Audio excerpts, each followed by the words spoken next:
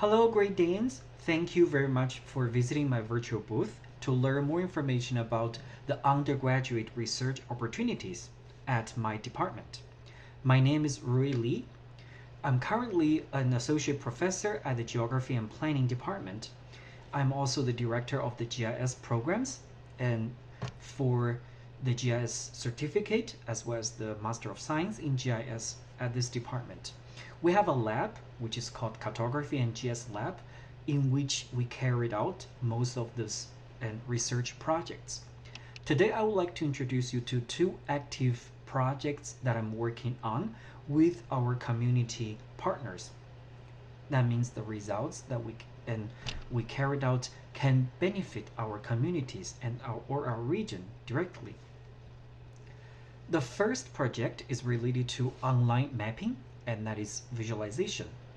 I have been contacted by the Capital Region Vaccination Network to provide geospatial support for their vaccination distribution and vaccination and monitoring. Here is one example of the online map that is the planning tool, and the red line highlights the socially vulnerable area or socially vulnerable neighborhoods. The task force can look at the vaccination progress. The reason why you are seeing some parts of those neighborhoods gray is because their vaccination rate is still relatively low. By looking at the progress charts starting from April until end of August, which we update weekly, that you can see the vaccination progress in this zip code zone 12207 is slightly over 52%. So the vaccination network will be trying to look for the potential locations visualized here in purple or blue as potential sites. They can be pop-up sites or another permanent sites to encourage the community members to get vaccinated. In the meantime, we also designed a public portal that everyone can view and visit. For example, when we select the zip code region or the zip code zone 12210, we can see that its vaccination rate by end of August is slightly over 45%.